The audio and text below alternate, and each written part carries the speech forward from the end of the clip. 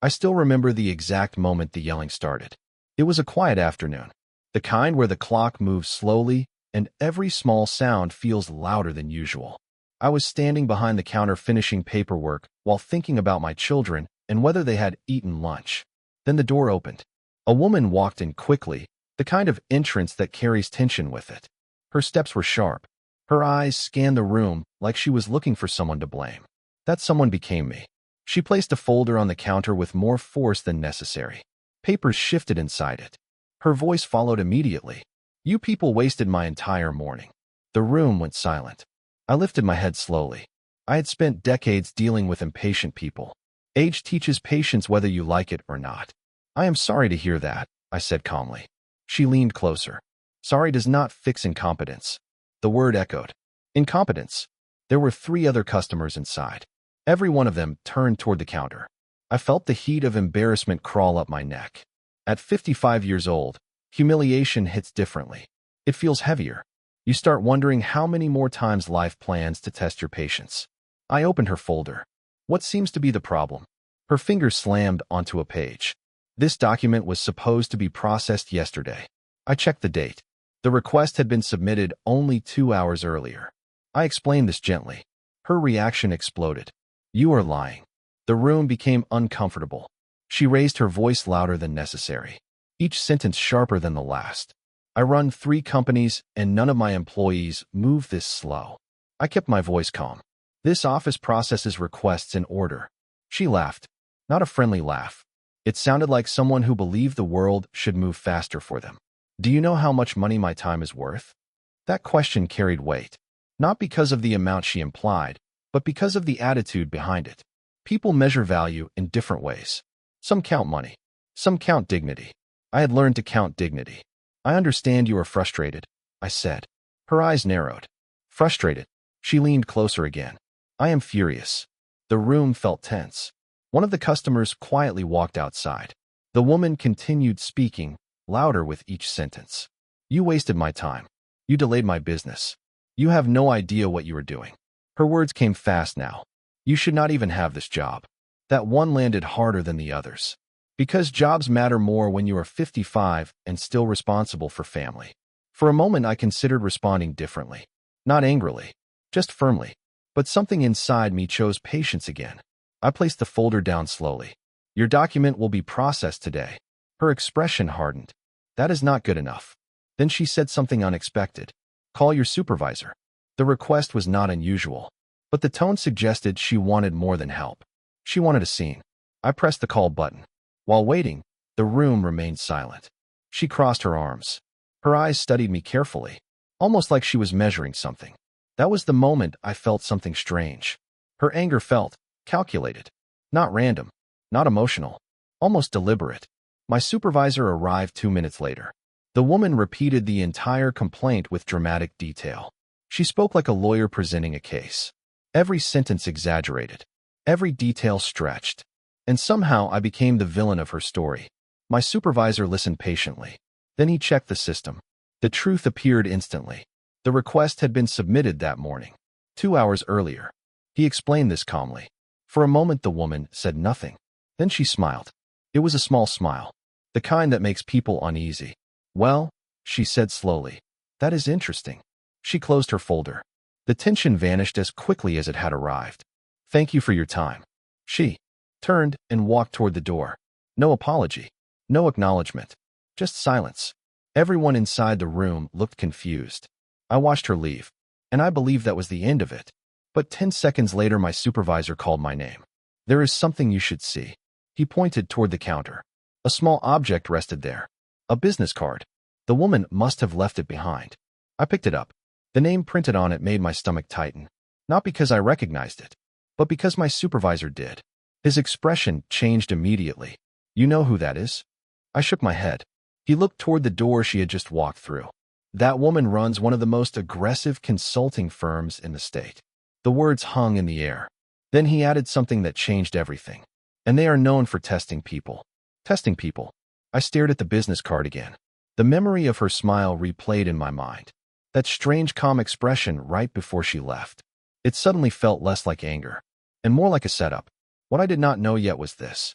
The entire confrontation had been recorded, and by the next morning, millions of people would watch it. The next morning started like every other morning. I woke before sunrise. Habit. Years of responsibility train the body to rise early even when sleep refuses to stay long enough. The house was quiet. My children had already grown and moved into their own lives, yet I still prepared breakfast like I had done for decades. Routine keeps the mind steady. Coffee steamed slowly on the table. My phone vibrated. At first I ignored it. Then it vibrated again and again. 5 messages, 10 messages, 20 messages. That kind of attention usually means bad news. I picked up the phone. The first message came from an old coworker. "Are you okay?" The second message came from my neighbor. "I just saw something online. Call me." The third message carried only a link. My stomach tightened. I opened the link. The screen loaded for 2 seconds. Then I saw myself, standing behind the counter. The same afternoon from yesterday. The same angry woman. The same confrontation. Someone had recorded the entire interaction. Not just recorded it, edited it. The video had a title: "Government Worker Loses Control on Customer." My hands froze. I watched the clip. My voice sounded calm. Her voice sounded furious. But the editing removed the beginning.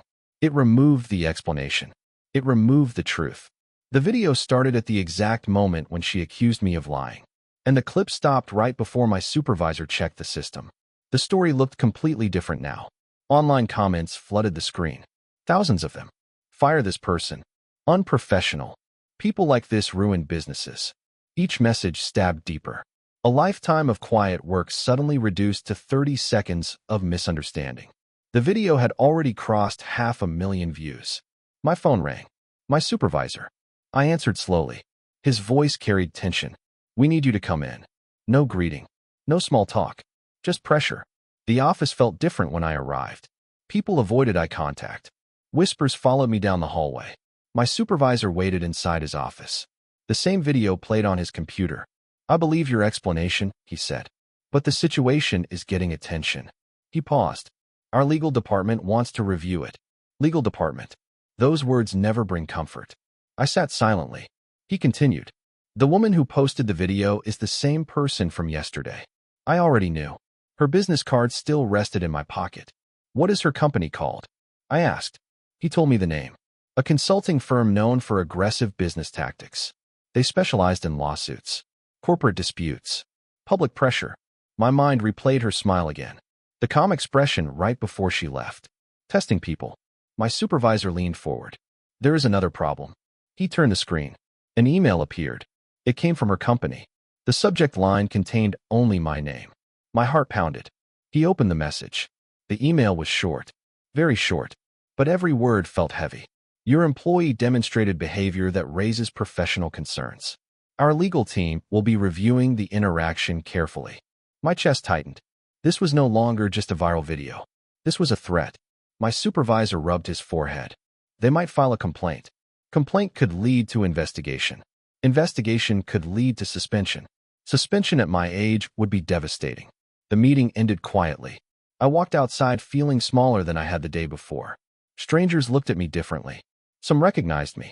Phones pointed in my direction. The video had spread faster than truth. I returned home that afternoon carrying more weight than I could explain. My phone vibrated again. Another message. This one came from an unknown number. I almost ignored it. Something made me open it.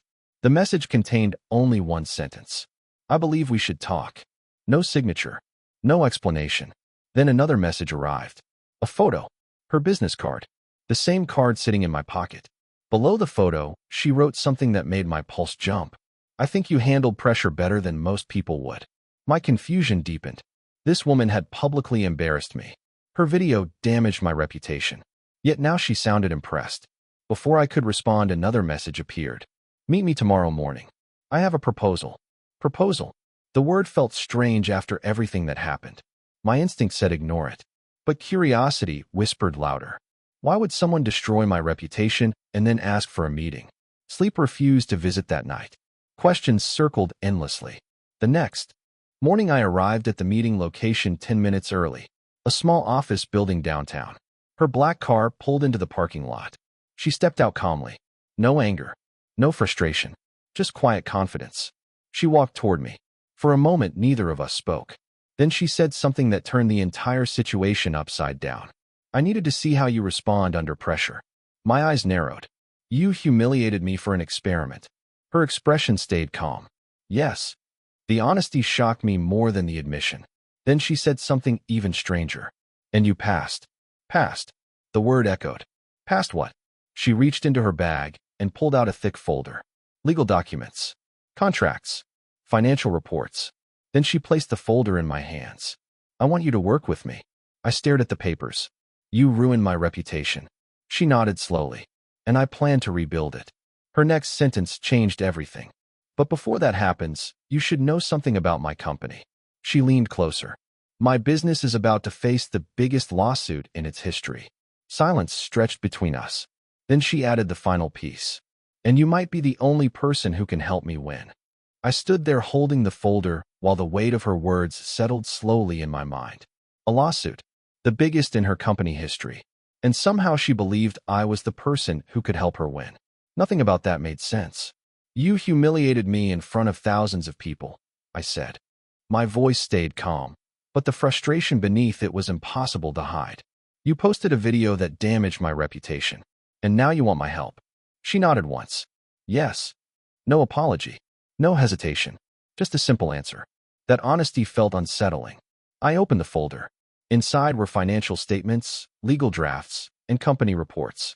My eyes moved across the pages slowly. Even without reading every detail, I could see this was not a small dispute. This was corporate warfare. Why me? I asked. Her response came quickly. Because you did not break. I looked up. She continued speaking like she had rehearsed this explanation many times. Most people respond to pressure in predictable ways. They become defensive. They become aggressive. They panic. Her eyes stayed fixed on mine. You stayed calm. That word again. Calm. As if patience during humiliation had become some kind of qualification. You created a viral scandal just to test that theory? I asked. Yes. The answer still carried no regret. Anger rose in my chest. You damaged my job. She folded her hands together. I will fix that. Confidence flowed through her voice like she had already calculated every step ahead. Your reputation online will recover faster than you think, she said. How? She tapped the folder. By the time this lawsuit reaches the courtroom, people will be talking about something much bigger. I studied her face carefully. Her calm expression never changed. That same expression from the office yesterday. Calculated. Controlled. Strategic. What exactly do you want from me? I asked. She slid another document across the table. A contract. Consulting agreement. The numbers printed on the last page made my eyes pause. The payment offered was more than my yearly salary. For a moment, I wondered if I had read it incorrectly. You are offering this much money to someone you met yesterday, I said slowly. She nodded. Yes. The room felt quiet again.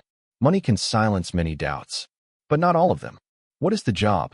She leaned back in her chair. My company advises corporations during legal disputes. I already knew that part. Her company reputation made headlines often.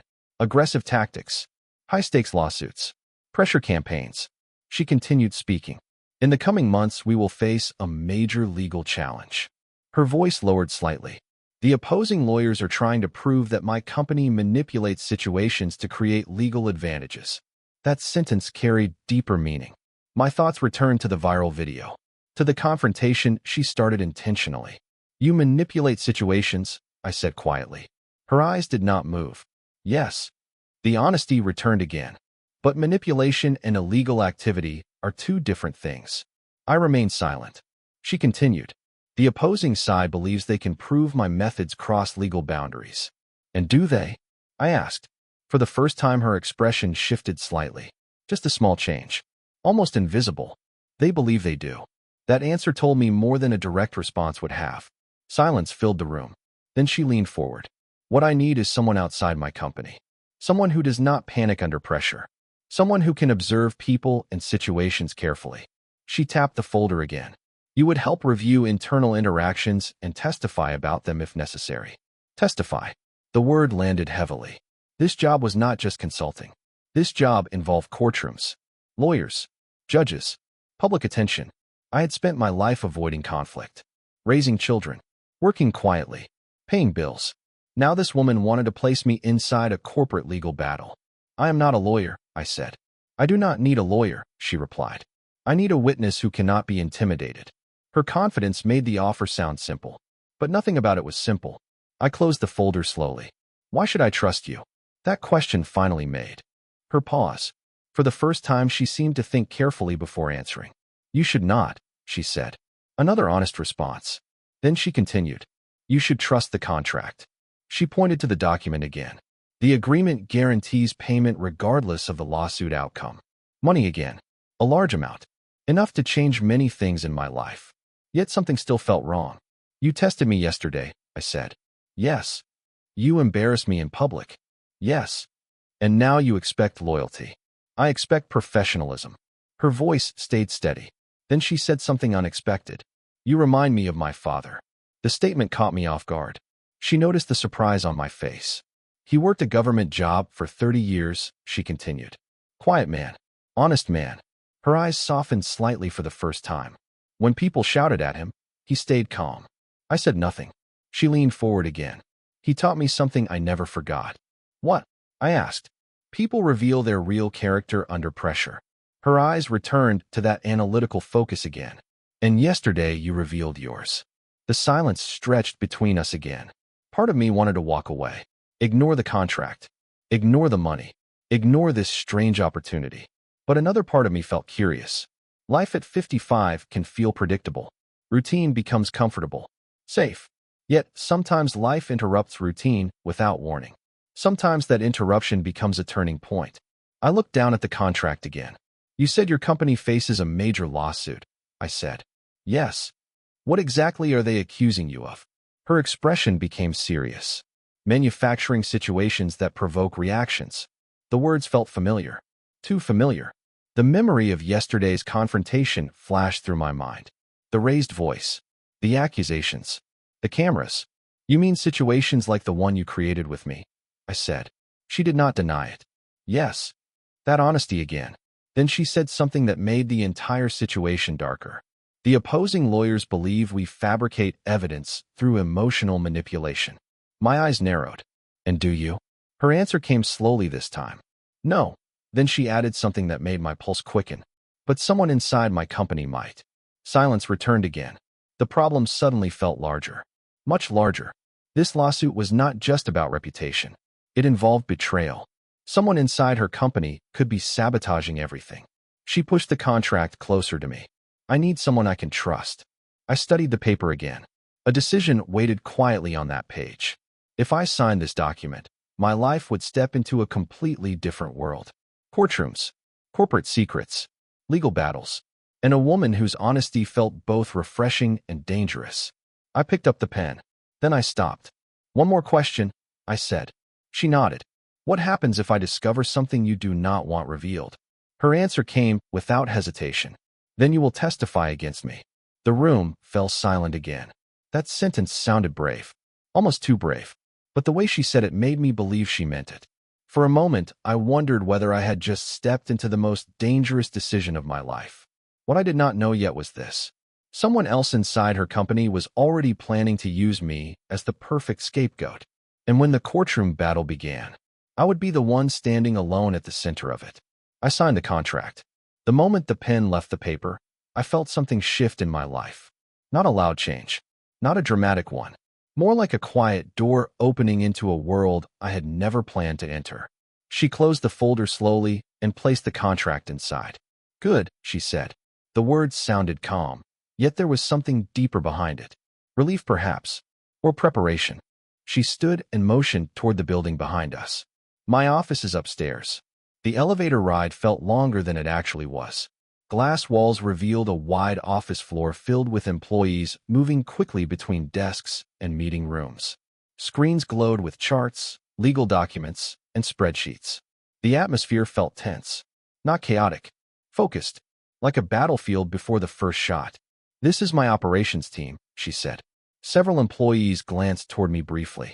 Some nodded politely. Others looked confused. A few seemed nervous. That reaction caught my attention. Most companies welcome new consultants with curiosity. This office felt different. She guided me into a conference room and closed the door. The quiet inside felt heavy. "Let us begin with honesty," she said. "That would help," I replied. She placed several new documents on the table. "These are internal reports." I opened the first one. Numbers filled the pages. Case summaries, client histories, legal strategies. Her firm handled extremely aggressive negotiations between corporations. Sometimes they pushed legal boundaries. Sometimes they operated right beside those boundaries. But nothing I saw appeared illegal. "So where's the problem?" I asked. She leaned back in her chair. "Someone inside this company is leaking information." That answer surprised me. Leaking to who? Our opponents. That made the situation far more dangerous. A legal opponent with inside information can dismantle a company quickly. "How long has this been happening?" I asked. 6 months. Her voice carried frustration now. "For 6 months, every major strategy we prepare somehow reaches the opposing legal teams." "Which explains the lawsuit," I said. "Yes." She crossed her arms slowly. "They believe we are manipulating situations illegally. Their evidence seems too precise." My eyes moved through the documents again. Patterns began appearing. Case timelines, meeting schedules, internal notes. Someone had access to confidential discussions. Who has access to these files? I asked. 8 senior employees. 8 possible suspects. The list included department heads, lawyers, financial analysts, people who had worked beside her for years. Trust inside a company becomes fragile once suspicion begins. "Why involve me?" I asked. She answered immediately. "Because everyone inside this building is now a suspect." She tapped the table lightly. "If I investigate them directly, they will hide their actions."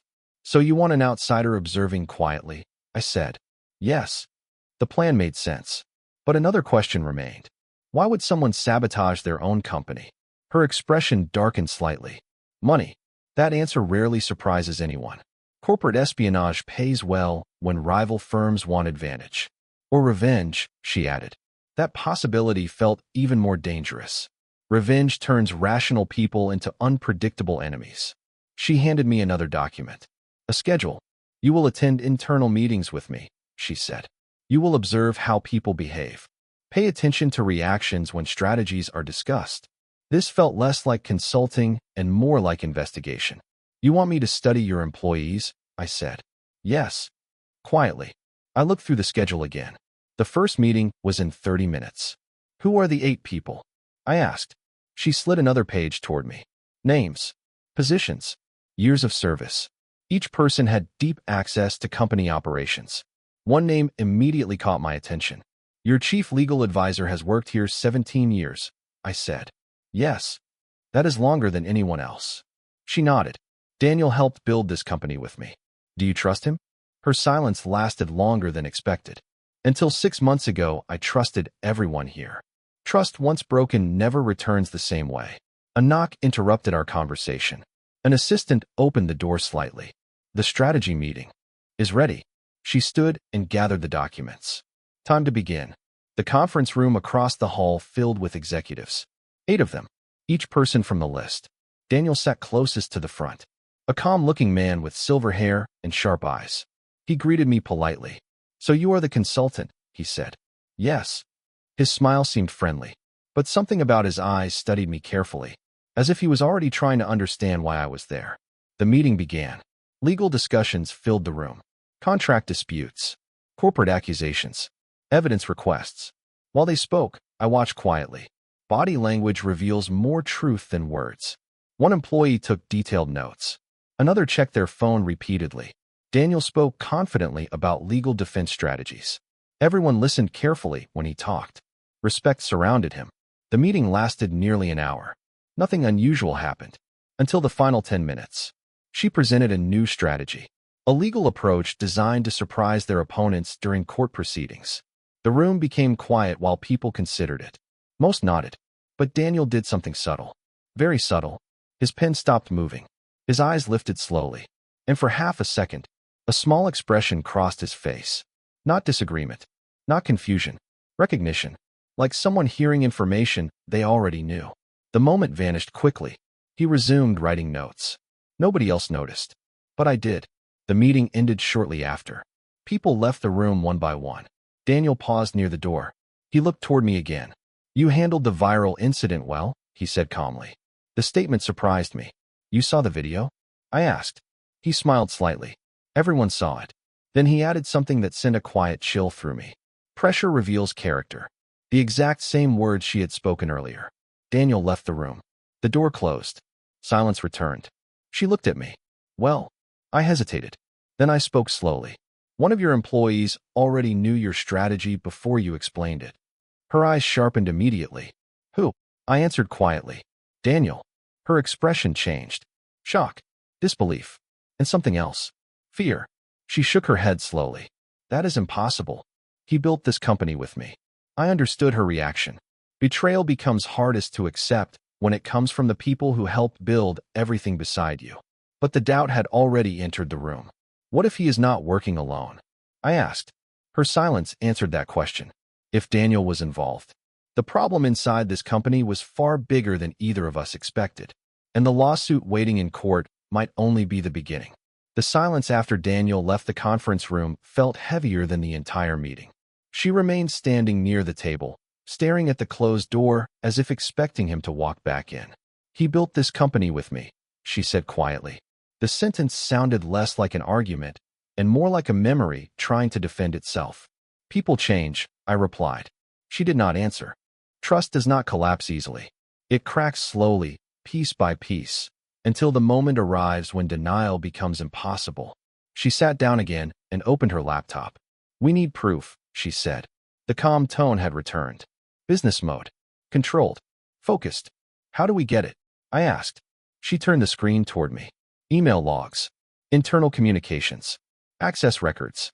Her company monitored document activity carefully. Every file opened. Every download. Every transfer. Yet none of the records showed obvious leaks. Whoever is doing this is careful, she said. Very careful. Which meant the person understood the system well. Someone experienced. Someone patient. Someone inside for a long time. My thoughts returned to Daniel. 17 years with the company. Enough time to understand every weakness in their internal systems. But suspicion alone means nothing in court. Evidence decides everything there. She closed the laptop slowly. You will stay close to the meetings, she said. Observe how people behave. And Daniel? I asked. We watch him. That plan sounded simple. But experience had already taught me something about people who hide secrets. They rarely expose themselves easily. The next 2 weeks moved quickly. I attended every major meeting. Legal strategy sessions. Financial planning discussions. Client negotiations. Every room carried the same tension. Everyone knew the lawsuit was approaching. And lawsuits change the atmosphere inside any company. People begin protecting themselves. Small conversations stop when someone enters the room. Whispers become common. Trust becomes fragile. During those 2 weeks, I watched Daniel carefully. He behaved exactly like a loyal executive. Professional. Organized. Helpful. If he was betraying the company, he showed no visible signs. Yet small details continued appearing. He often left meetings early. Phone calls outside the building. Emails sent late at night. None of those actions proved anything. But together they created patterns. Patterns often hide truth. One evening I stayed late reviewing internal reports. Most employees had already gone home. The office floor felt quiet, almost peaceful, until the elevator opened. Daniel stepped out. He seemed surprised to see me. Working late? He asked. Yes. He walked toward the coffee machine. His movements appeared relaxed, but his eyes studied me carefully again. You adjusted quickly to our environment, he said. Observation helps, I replied. He nodded. Observation can also create misunderstandings. The statement felt intentional. A warning perhaps, or a test. Misunderstandings usually happen when information is incomplete, I said. He smiled slightly. That is true. We stood there for a moment in silence. Then he said something interesting. You know this lawsuit will destroy several careers. His tone sounded calm, almost casual.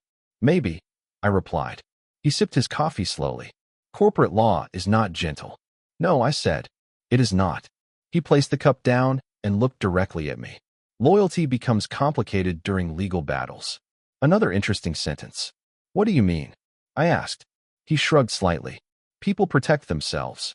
That statement felt closer to confession than conversation. Before I could respond, he picked up his jacket.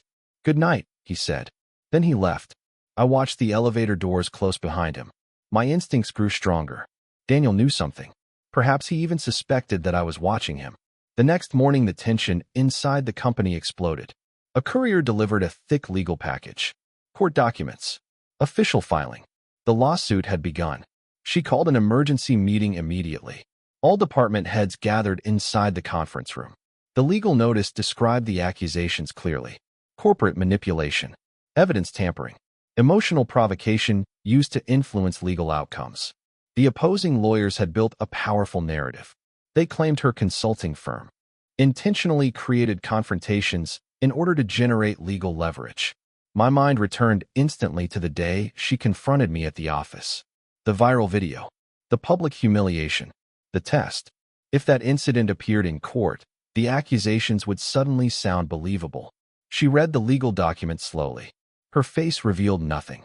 Years of corporate battles had trained her to control reactions. But the employees in the room looked nervous. Very nervous. One analyst spoke first. How did they obtain this level of internal detail? No one answered. Everyone understood the question. Someone inside the company was feeding information to the opposing lawyers. She closed the document carefully. "We will fight this." Her voice sounded steady. "But we must assume every internal conversation could become evidence." The room became even quieter. Corporate loyalty fades quickly when careers feel threatened. I watched the reactions around the table. Some employees looked angry. Some looked worried.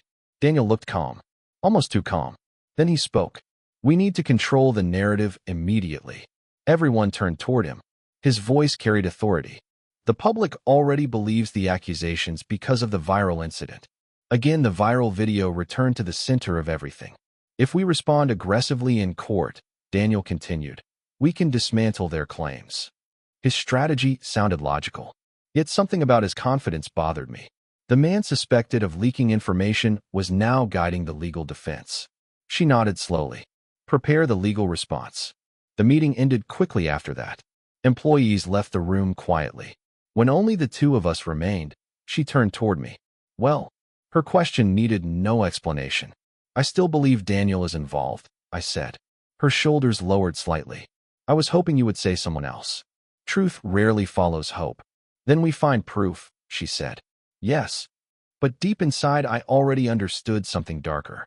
If Daniel was leaking information, he would also understand how investigations work, which meant he would prepare for them, carefully, quietly. And when the courtroom battle finally began, someone inside this company was planning to place the blame on the perfect target. The new consultant. Me. The lawsuit moved faster than anyone expected. Within a week, the legal teams were already exchanging documents, witness lists, and evidence requests. The building that once felt like a consulting firm now felt like a legal war room. Lawyers filled the hallways. Phones rang constantly. Every conversation sounded tense. I had stepped into a world where every sentence mattered.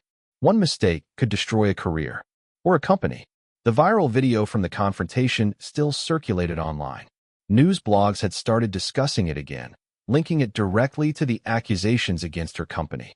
Public opinion had already begun forming, and public opinion often shapes courtroom battles before judges even speak. That afternoon, she called me into her office. The blinds were closed. Legal folders covered the desk. "Our opponents submitted their witness list," she said. I sat across from her, and she slid the document toward me. My eyes moved down the page slowly. Corporate analysts, former clients, industry experts. Then my name appeared, right in the middle. I looked up. They listed me as a witness.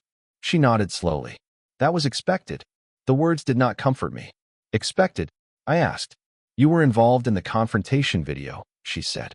"They want to prove our company provokes emotional reactions." Her explanation made sense. But something else bothered me. "They want me to testify against you." "Yes." Her voice remained calm. "But they do not realize you now work with us." The situation felt strange. Very strange. Just weeks earlier, she had humiliated me publicly. Now I was working beside her while her legal enemies prepared to question me in court. "How will this help us?" I asked. She leaned forward. "Because you can explain the truth." "The truth?" I repeated. "That I intentionally tested your reaction." Her honesty continued surprising me. If the court understands that the confrontation was a professional evaluation, their accusation loses strength. Her reasoning sounded logical. But logic does not always control courtroom drama. What if they twist the story? I asked. She paused. They will try. Then she added something that made the situation darker. They always do. The next few days became preparation. Lawyers coached me on how courtroom questioning works. They explained how opposing attorneys attempt to confuse witnesses. They repeat questions. They change wording. They search for contradictions. My quiet life had never prepared me for this. One evening while reviewing documents, I noticed something strange. A financial report, buried deep inside the company records. The report showed payments made to an external consulting group. The amount was large, very large. Yet the consulting group name appeared nowhere else in the company files. Who approved these payments? I asked during the next meeting. The room grew quiet. She studied the report. I did not authorize this. Her voice sounded colder now. Then who did? Everyone in the room looked toward Daniel, the chief legal advisor, the man with 17 years inside the company. Daniel examined the document carefully. Then he spoke calmly. These payments were approved for legal research support. She frowned. I never received those reports. They were preliminary, he replied. His explanation sounded smooth, almost too smooth. I watched him closely. His expression never changed. Years of legal practice had trained him well. He could hide reactions easily. But something inside me felt uneasy. Later that night, I reviewed the report again. Patterns began forming. Payment dates matched the exact days when confidential strategies had leaked to opposing lawyers. My pulse quickened. The connection felt too strong to ignore. The next morning I showed her the pattern.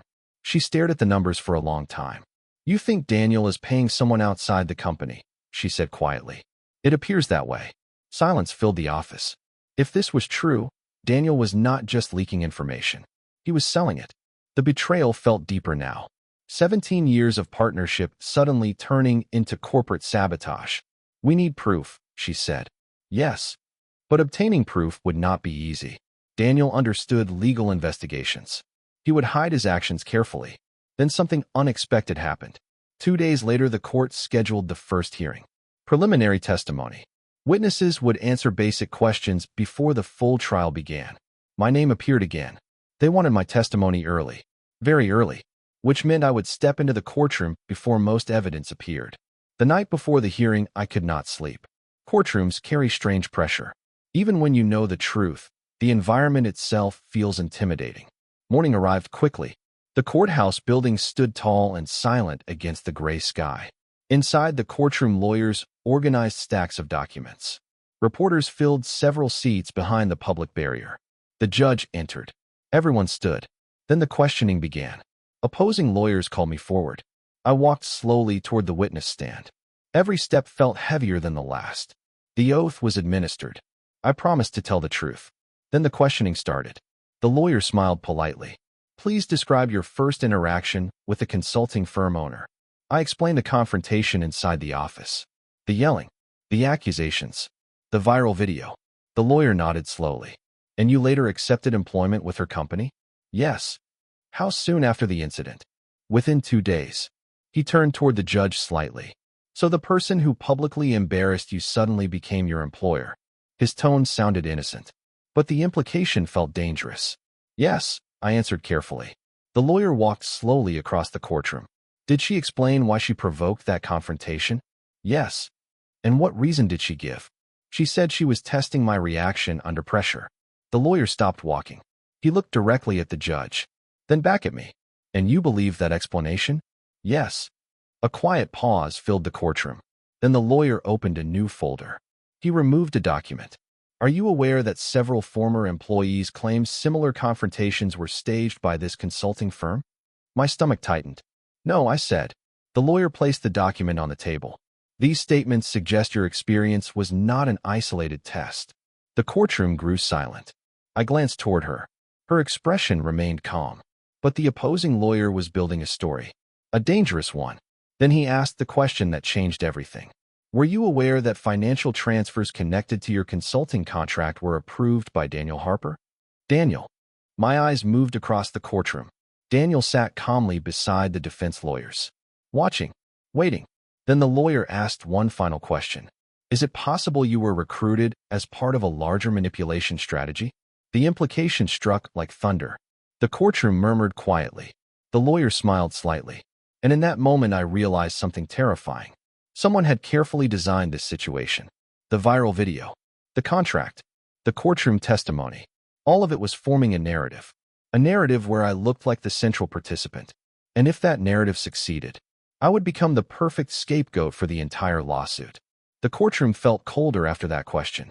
Is it possible you were recruited as part of a larger manipulation strategy? The lawyer asked it calmly. Too calmly. Questions in court are rarely accidents. Each one is placed carefully like a stone in a path. And this question had only one purpose: to turn the entire story toward me.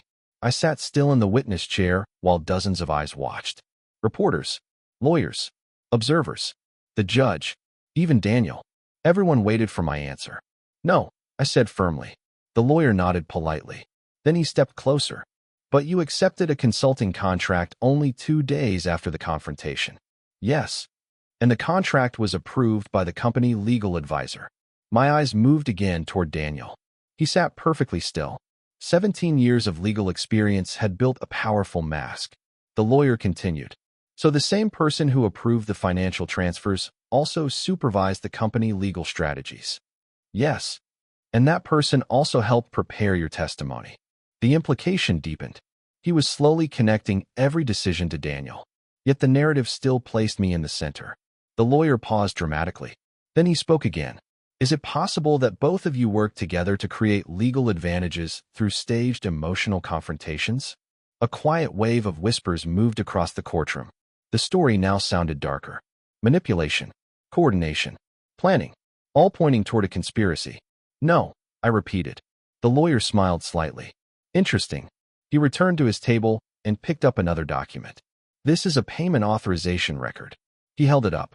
It shows that Daniel Harper approved the financial transfer connected to your contract. That part was true. Daniel had approved it. I saw it in the internal records. The lawyer continued. Did you personally negotiate the amount of your consulting payment? No. So you accepted a large financial offer without negotiation? Yes. And you understood that your testimony could influence a major lawsuit? Yes. He turned slowly toward the judge, then back to me. So you accepted significant payment from the defendant company before becoming a witness? The courtroom grew quiet again. Money always complicates credibility. The lawyer knew exactly what he was doing. Then he said something that surprised everyone. In fact, the payment was processed within hours of the confrontation video becoming viral. That detail changed the atmosphere instantly. Now the story sounded like this. A confrontation goes viral. A large payment appears. The witness joins the company. Then the witness defends the company in court. The pattern looked suspicious, even to me. But I knew the truth. The contract happened after the confrontation because she contacted me. Because she believed I stayed calm under pressure. Because she needed someone outside her company. Yet in courtrooms, the order of events often matters more than intentions. The lawyer returned to his seat. No further questions. My hands felt colder as I stepped down from the witness stand. I walked slowly back to the defense table. She leaned toward me. That went better than expected, she whispered. I looked at her with disbelief. Better? Yes. Why? Because they revealed their strategy too early. Her calmness amazed me. The courtroom drama had not shaken her at all. Years of legal battles had made her comfortable in conflict. But something still bothered me. Why did Daniel approve the payment? I asked quietly. She hesitated. Then she answered. He insisted the contract move quickly. That sentence stayed in my mind. Insisted. Quickly. If Daniel was leaking information to the opposing lawyers, he could also design situations that strengthened their accusations. My contract. My testimony. My involvement. Everything could be used against the company. And against me. The hearing ended shortly after. Outside the courthouse, reporters waited near the steps. Cameras flashed. Questions flew through the air. Did the consulting firm stage confrontations? Was the viral video intentional? Did the witness receive payment before testimony? None of those questions expected real answers. They were headlines waiting to happen. We walked quickly toward the car. Inside the vehicle, the silence felt heavy. She stared out the window. I trusted him for 17 years, she said quietly. Daniel. The betrayal had become impossible to ignore now. What if he is not the only one? I asked. She nodded slowly. That possibility keeps me awake at night. The car stopped at the company building. Employees moved through the lobby quietly. Everyone had already seen the courtroom coverage.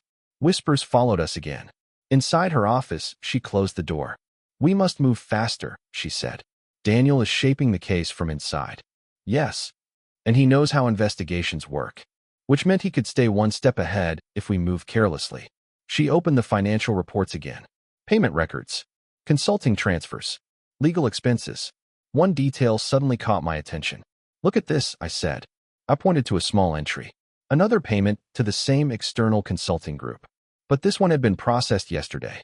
Yesterday, the exact day of the courtroom hearing. Daniel had authorized it again, which meant something important. He is still sending information, I said. Her expression hardened. Yes. But now we know where the money goes. The external consulting group name appeared clearly in the report. A small firm located in another city. If that firm received confidential information, someone inside it must be communicating with Daniel. We follow the money, she said. Money always leads somewhere. That strategy sounded simple, but dangerous. If Daniel realized we were investigating the payments, he would hide everything instantly. Then another thought appeared. What if we let him continue? I said. She looked at me carefully. Explain. If he believes no one suspects him, he will keep sending information. Yes. And every payment creates a trail. Her eyes brightened slightly. You want to catch him during the act? Yes. A quiet smile appeared. The first genuine smile I had seen since the lawsuit began. Sometimes I forget you spent decades dealing with people, she said. Observation teaches patience, I replied. She nodded. Then we wait. But waiting carries risk. Because while we gathered proof, Daniel was building a courtroom narrative. A narrative where I looked like the central figure in a manipulation scheme. And when the full trial began, he planned to present that story to the judge. The same story the opposing lawyers had already started shaping. A story where the calm government worker from the viral video suddenly became the mastermind behind everything. The next 3 weeks became a quiet game of patience. No accusations. No confrontation. Daniel continued working exactly the same way he always had. Confident. Organized. Calm. If he suspected we were watching him, he never showed it. Inside the company, the lawsuit preparation continued daily. Lawyers built defense strategies. Analysts gathered financial reports. Meetings stretched late into the evenings. Outwardly, everything looked normal. But beneath that calm surface we were waiting. Watching. Tracking the payments. The external consulting group appeared again in the financial system. Another transfer. Same approval signature. Daniel Harper. Same pattern. The payments arrived shortly after internal strategy meetings. Within hours, sometimes minutes. Which meant information was leaving the building almost immediately. One evening I sat in her office reviewing the payment history again. This is the 4th transfer, I said. She nodded. And every transfer follows a confidential strategy meeting. The pattern was impossible to ignore now. If this reaches the court, she said quietly, Daniel will not survive the investigation. 17 years of loyalty destroyed by 4 small numbers in a financial report. Money rarely hides quietly forever. But numbers alone were not enough. We needed something stronger. Direct proof. A communication. A message. Anything connecting Daniel to the external firm. 2 nights later, that proof almost appeared by accident. I stayed late again reviewing internal meeting transcripts. Most employees had already left. The office lights dimmed automatically after 10 o'clock.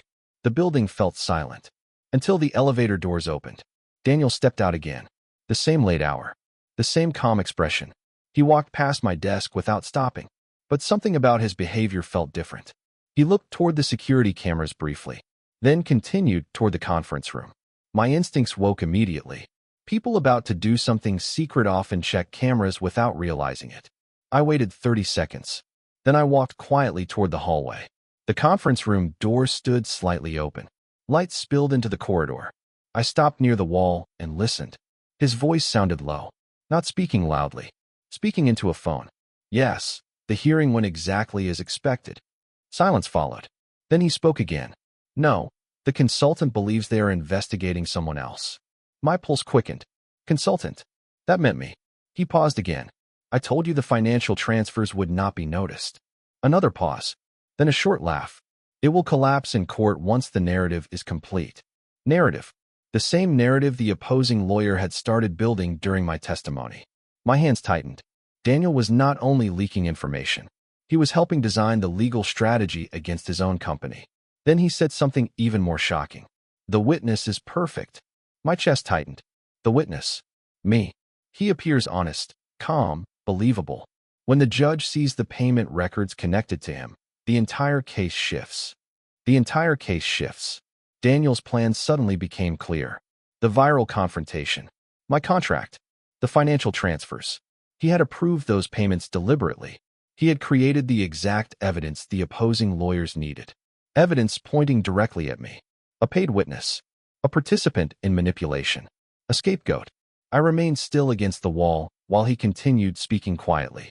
Yes, the next hearing will finish it. Another pause. No, she still trusts me. Those words felt colder than anything else. 17 years of loyalty replaced by betrayal. Finally, his chair moved. The call ended. I stepped quietly back toward my desk before he left the room. 30 seconds later, he walked past again. He nodded politely. Working late again? Yes, I replied calmly. He smiled. Then he left the building. The elevator doors closed behind him. The moment he disappeared, I walked quickly toward her office. She was still inside reviewing documents. I closed the door behind me. What happened? She asked. I explained everything. Every word I heard. Every sentence Daniel spoke. Her expression hardened with each detail. When I finished, the room fell silent. He is framing you, she said quietly. Yes. And he expects the financial records to support that story. Yes. Her eyes moved toward the payment reports again. The same records we had been studying for weeks. Daniel believed those numbers would destroy me in court. But now those numbers could destroy him. We need proof of that phone call, she said. Yes. But the conversation was not recorded. She thought for a moment. Then she looked toward the security monitor on her desk. The company cameras recorded video throughout the building. The conference room hallway. The elevators. Every major corridor. No audio, she said. But video confirms when he made the call. She opened the system. The security footage loaded slowly. There he was. Daniel entering the conference room at 10:14 p.m. Remaining inside for 8 minutes. Leaving at 10:22 p.m.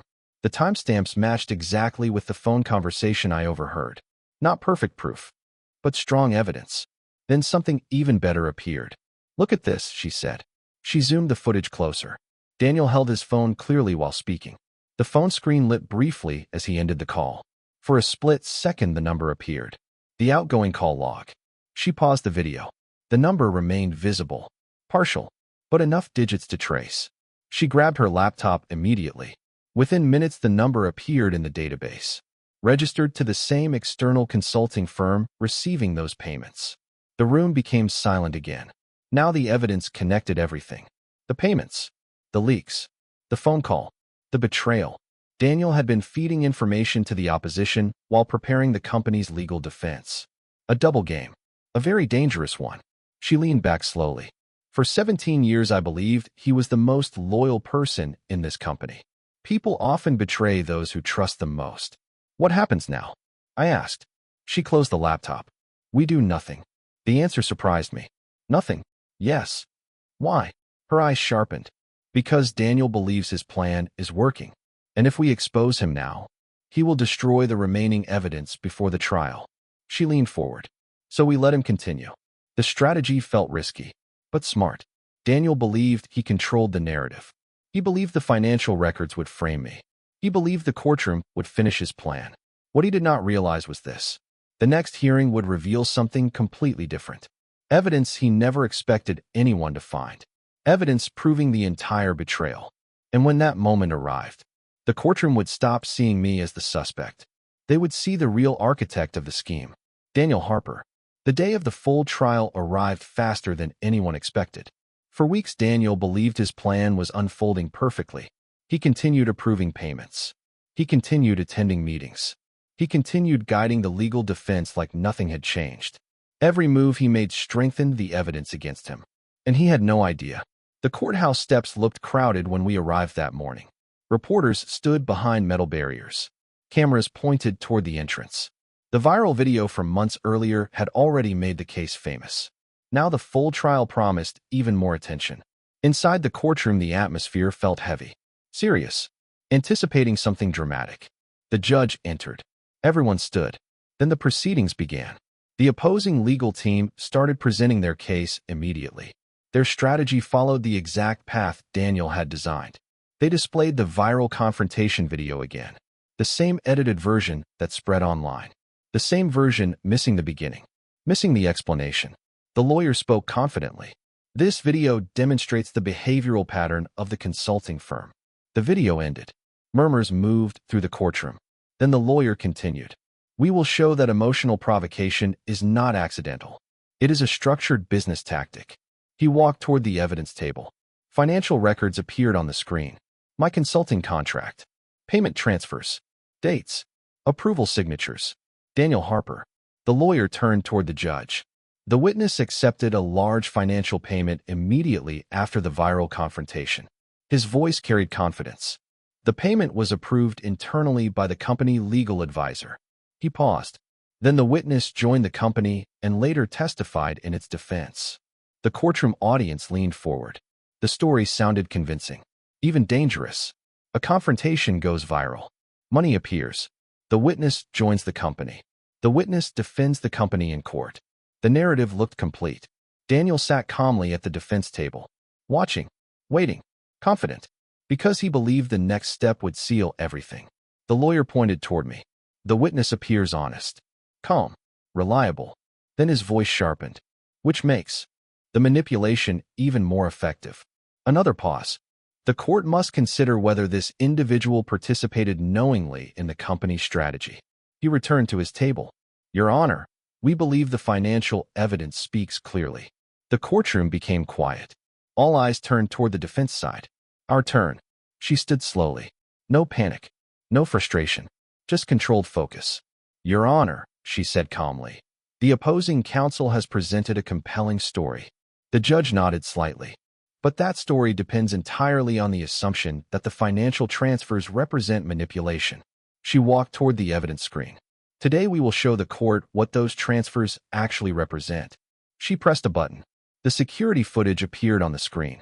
The hallway outside the conference room. Timestamp visible. Daniel walking inside. The judge leaned forward slightly. The courtroom watched silently. 8 minutes passed on the footage. Then Daniel walked out again. She turned toward the judge. This video was recorded the same night the most recent financial transfer occurred. The opposing lawyer stood quickly. Objection. This footage proves nothing. She nodded calmly. By itself, no. Then she pressed another button. The phone number appeared on the screen. A call log. Outgoing call. Timestamp matching the video. The judge studied the display.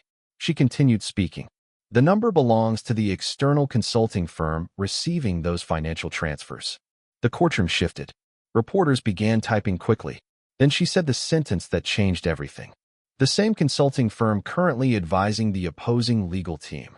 The silence became intense. The opposing lawyer's expression changed. Daniel's calm mask cracked for the first time. Just slightly, but enough. She continued. For months, confidential company strategies were leaked directly to this firm. Another document appeared. Payment records, dates, transfer amounts, authorization signatures. Daniel Harper. The judge studied the evidence carefully. She walked toward the defense table slowly. 17 years of partnership gave Mr. Harper access to every internal discussion. Her voice remained steady. 17 years of trust allowed him to approve financial transfers without suspicion. She paused. 17 years of loyalty created the perfect cover. The courtroom felt frozen. Then she spoke the final piece. The financial transfers were not payments to the witness. She pointed toward me. They were payments to the consulting firm assisting the opposing legal team. Gasps moved quietly through the audience. The narrative collapsed instantly. The money no longer connected to me. It connected directly to Daniel. The judge turned toward the opposing lawyer. Do you have a response? The lawyer hesitated. That hesitation said everything. Daniel slowly stood. His chair scraped against the floor. Every eye in the courtroom moved toward him. 17 years of reputation now hanging in silence. The judge looked directly at him. Mr. Harper? For a moment he said nothing. Then he sat back down slowly. The courtroom murmured again. The judge raised a hand for silence. This court will require a full investigation into these financial transfers. She turned toward the attorneys. The narrative presented earlier appears incomplete. Incomplete. A polite way of saying wrong. Very wrong. The hearing ended shortly after. But the damage had already spread through the courtroom. Reporters rushed outside to update the story. Headlines changed instantly. The calm witness was no longer the suspect. The loyal legal advisor was no longer trusted.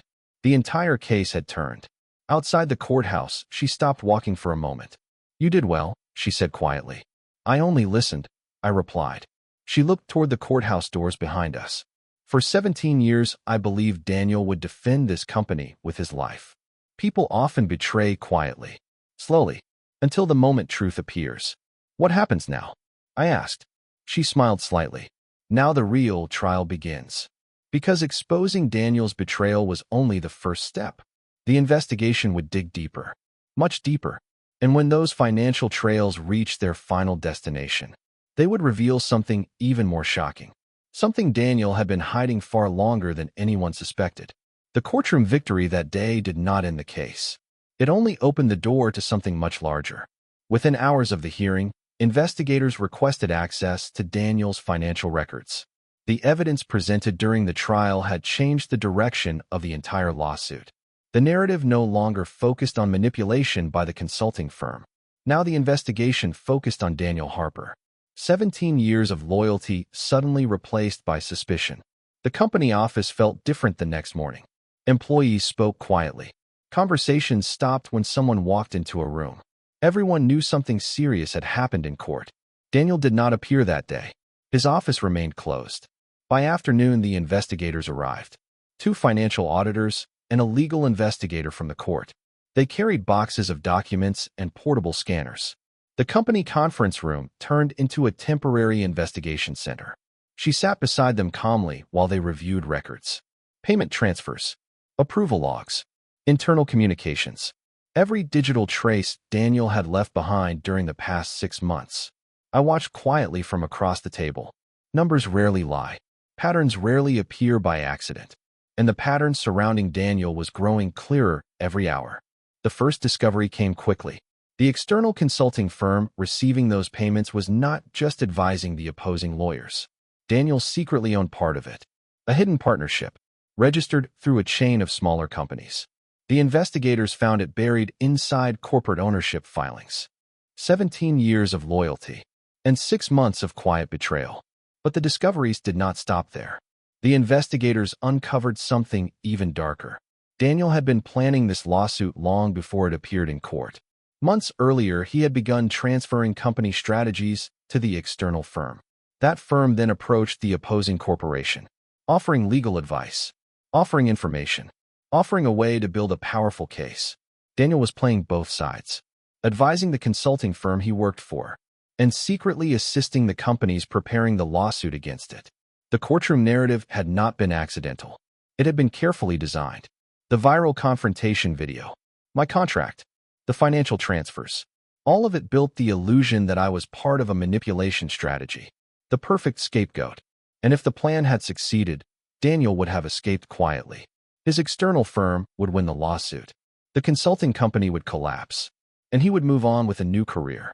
A brilliant legal strategist, untouched by the scandal he created. By late afternoon, the investigators closed their laptops. "We have enough to proceed," one of them said. She remained silent for a moment. Then she asked the question everyone was thinking. "Where is Daniel?" The investigator looked toward the documents. "He left the city last night." The words landed heavily in the room. Daniel knew the investigation had begun. He had seen the evidence presented in court. He understood the financial trail would lead back to him. And now he had disappeared. The investigators immediately contacted law enforcement. A formal fraud investigation began. Corporate betrayal had turned into criminal charges. The next few days passed quickly. News reports followed every development. Headlines shifted again. The viral confrontation video disappeared from the center of the story. Now every article focused on Daniel Harper, the trusted legal advisor who secretly sabotaged his own company. Public opinion changed almost overnight. The same people who criticized me earlier began apologizing online. Strangers sent messages saying they had misjudged the situation. Reputation returned slowly. But truth moves faster once evidence appears. 3 days later, the investigators located Daniel. He had attempted to leave the country through a private airport. Authorities stopped him before the plane departed. The arrest made national news within hours. I watched the footage on television that evening. Daniel walked between two officers toward a police vehicle. For the first time since I met him, his calm expression was gone. The courtroom narrative had collapsed. The financial records had spoken, and the betrayal he spent months hiding had become public. The lawsuit itself changed direction soon after.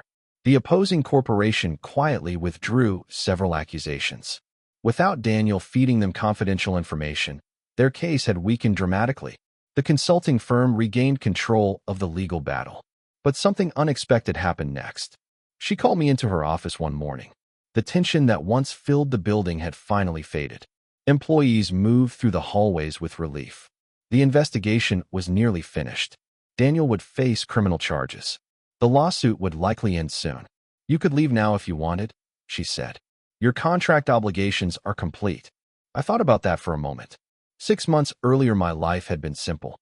Quiet work, routine days, family dinners. Then one rude customer changed everything. "You tested me that day," I said. "Yes." "You humiliated me in public." "Yes." Her honesty had never changed. Then she said something different. "But you also saved this company." I remained silent. The truth felt strange. A viral confrontation had pulled me into a corporate battle I never expected to fight. "You remained calm when people attacked you," she continued. "You noticed details others ignored.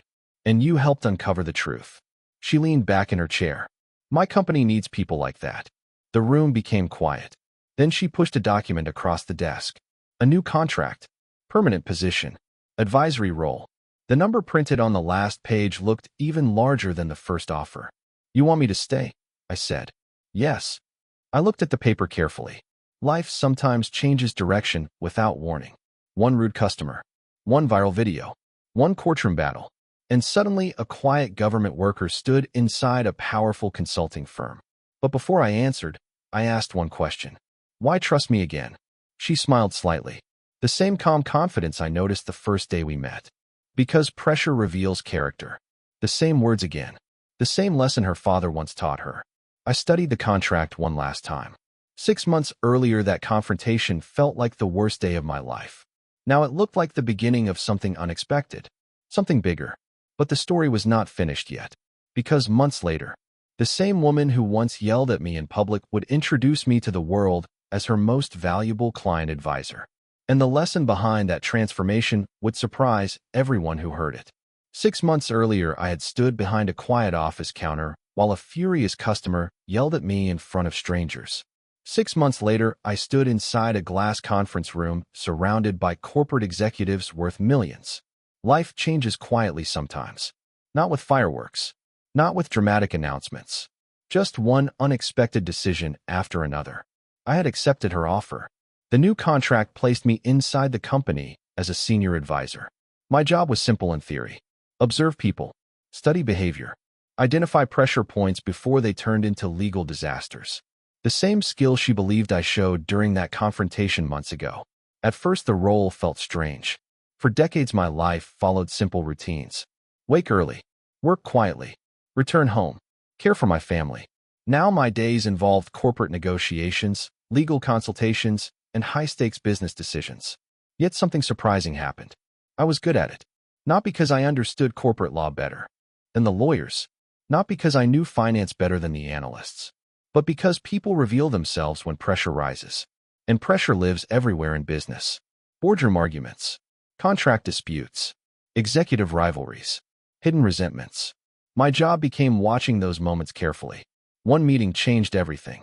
A major technology company had contacted the firm about a potential partnership dispute. Millions of dollars were involved. Their executives sat across the conference table speaking confidently. But something about one executive felt strange. He avoided direct questions. His answers came slightly too fast. The pattern reminded me of something. A pattern I had seen before. "Daniel, I mentioned the observation quietly after the meeting. The legal team investigated. Within days, they discovered financial irregularities connected to that executive. The partnership dispute disappeared immediately.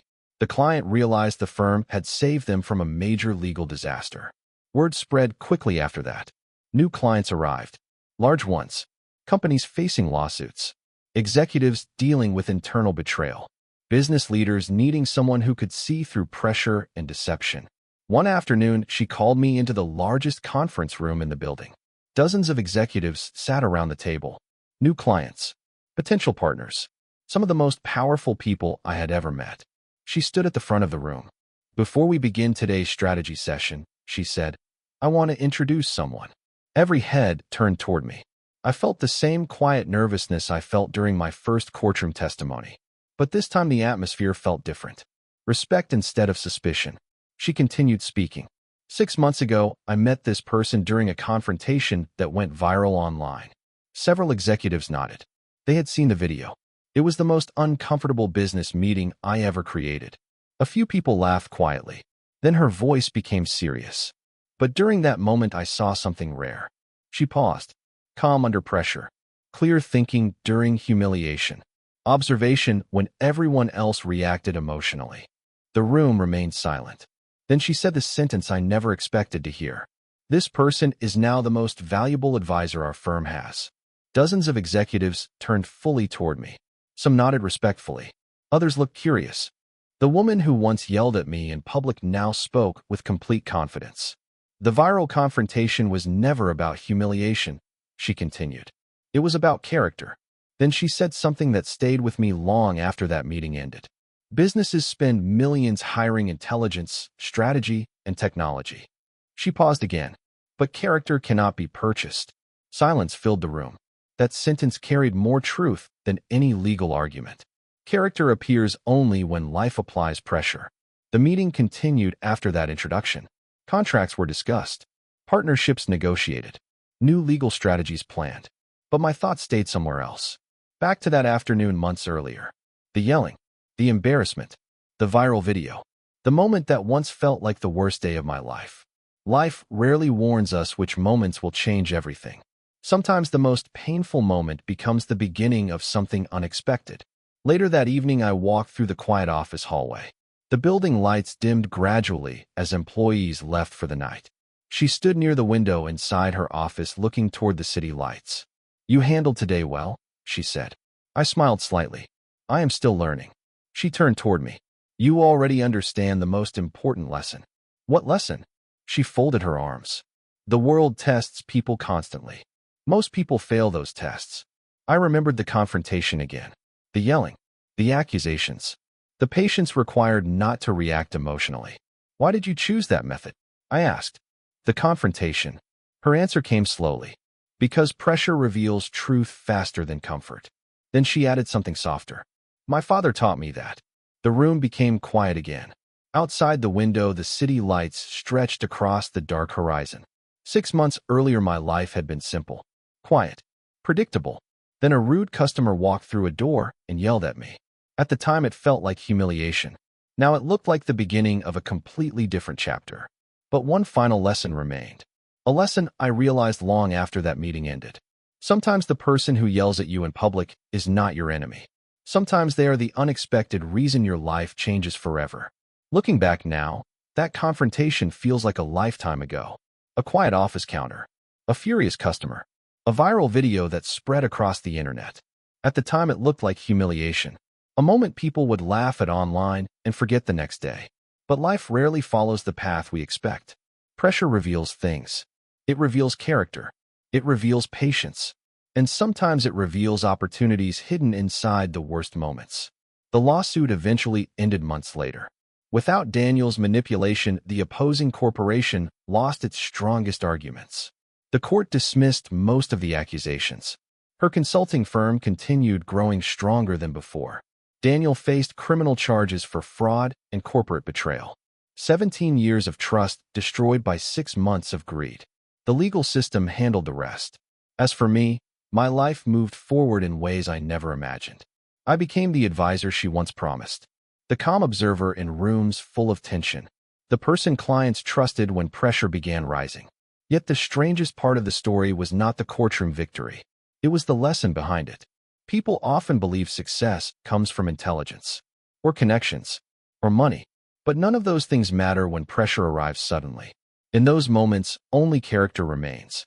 The day she yelled at me, I could have reacted differently. I could have shouted back. I could have argued.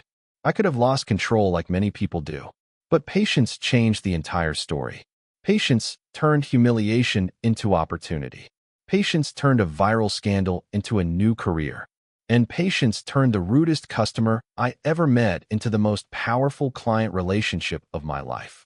Sometimes the person shouting at you is not testing your patience. Life is. And the way you respond in those moments quietly decides the direction of everything that follows. If this story surprised you, remember this one lesson. The moment that feels like humiliation today might become the turning point of your life tomorrow. Stay calm, stay patient, and when pressure arrives, let your character speak louder than your emotions. If you enjoyed this story, subscribe to the channel and watch the next video. The next story might change the way you see difficult people forever. Almost a year passed after the trial ended. The company continued growing. New clients arrived every month. Courtroom battles came and went like storms that no longer surprised me. My life had changed in ways I never imagined that afternoon behind the counter. Yet one small moment reminded me how strange the entire story truly was. It happened on an ordinary morning. I was reviewing a case file when my phone vibrated. An unknown number. Normally I ignore those. But something told me to open the message. The text contained only one sentence. I still remember the day I yelled at you. No name. But I already knew who it was. A second message appeared. You never raised your voice back. Then another. That day changed my life too. I leaned back in my chair. For the first time since the lawsuit ended, she was speaking about that moment again. Another message arrived. My father used to say the same thing I told you. Pressure reveals character. I smiled slightly. Some lessons repeat themselves for a reason. The final message arrived a few seconds later. Thank you for proving he was right. The conversation ended there. No long speech. No dramatic apology. Just a quiet acknowledgement. I placed the phone down and looked through the glass wall toward the busy office outside. People rushed between meetings. Lawyers discussed contracts. Clients waited for decisions worth millions. Yet the entire path that brought me here began with something much simpler. One angry customer. One moment of patience. One decision not to react emotionally. Life does not always reward calm behavior immediately. Sometimes the reward appears much later, hidden behind events that feel unfair at the time. But every once in a while, the worst moment of your day becomes the beginning of the best chapter of your life. And if this story taught you anything, remember this. Sometimes the person yelling at you is not trying to destroy your day. They are revealing the strength you did not know you had. If you enjoyed this story, subscribe and watch the next one on this channel. Because the next story might start with a moment that looks ordinary, but ends in a way you would never expect.